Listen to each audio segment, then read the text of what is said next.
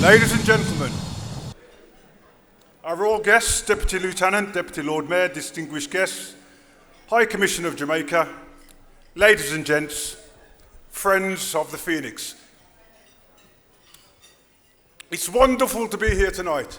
I like the silence, by the way. I like the way you've dropped the volume now that I've got on stage. I've absolutely got your attention, I hope. There's a small table over the back there. I still think talking, so if someone gives them a poke for me, please. I will be very, very quick. I've been asked to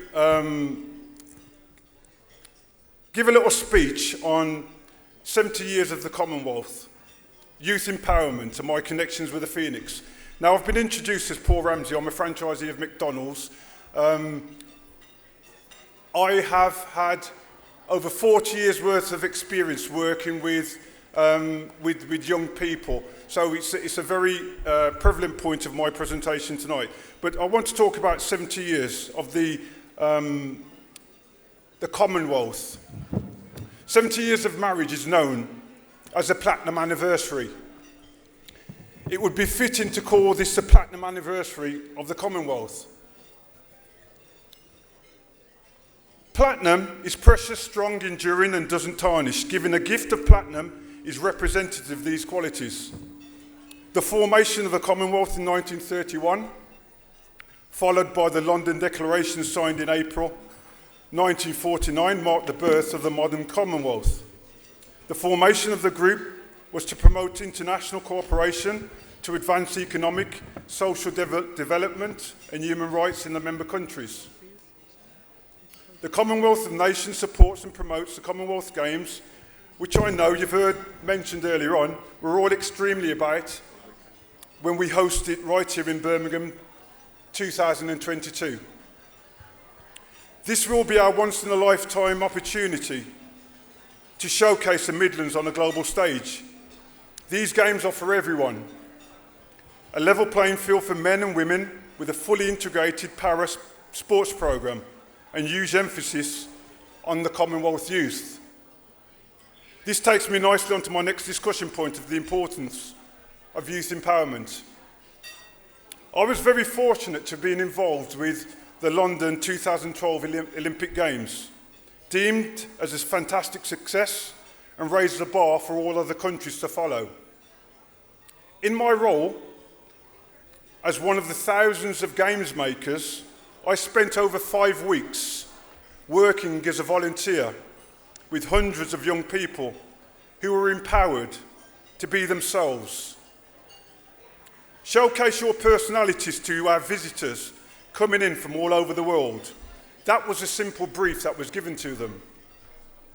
This, in effect, had an amazing effect on the youth, particularly on the local youth from the community of East London, which is very much like the community of Birmingham, as you've heard before. We are very rich in diversity. These young people would normally be overlooked for any major event previously staged with this sort of magnitude.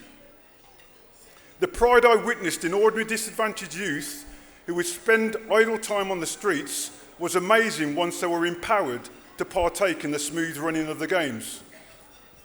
This decision to empower them, in my opinion, was what ultimately made 2012 London Olympics such a great success. If we can emulate this for the Birmingham 2022 Games, I have no doubt in my mind that we too here in Birmingham will have a very, very successful event. I want to conclude my speech, so you can get on with your meals and your drinks, by telling you about my involvement with the Phoenix over the years. I have, for many years, always valued the communities of the towns I do business with over the 40 years span of my career in McDonald's. To me, it has always been important to give back to the communities that we trade from. 20 years ago, I brought a franchise in West Bromwich. Within the next 6 years, I brought another 2, and I employed over 1,000 people, many of them, 80% of them, youth. These were all from the local community. I was looking for an avenue to promote community events, sponsoring football teams, local grassroots teams, doing litter picks, and things that I believe is a responsibility of a franchisee trading from any of these communities. I was told to approach the Phoenix. This I did, and I had a face-to-face meeting with Marcia, Chief Executive Officer of the Phoenix newspaper. From that point, I was blown away by her passion that also resonated through a small team to spread positive news, connect communities, and inspire a new generation. How could I not want to be a part of that? Thank you, Marcia. From there on, I have had a very active involvement with Marcia and the team since I first sponsored this gala back in 2014.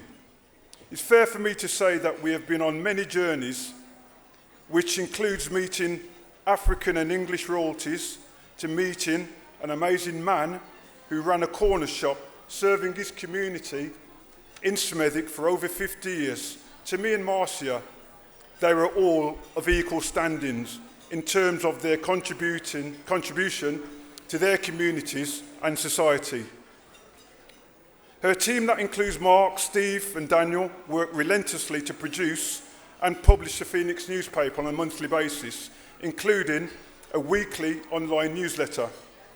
For all their hard work, they have demonstrated once again tonight we can bring together a beautiful congregation of people to celebrate and recognise our award winners tonight. Thank you, Dr. Marcia McLaughlin and all at the Phoenix newspaper for giving us this opportunity to share this evening with you. I will ask you now to raise your glass as I pose a toast to our guests and to Marcia and the Phoenix newspaper. Thank you, thank you, thank you. Cheers. Thank you. Thank you. Thank you. Thank you. Thank you.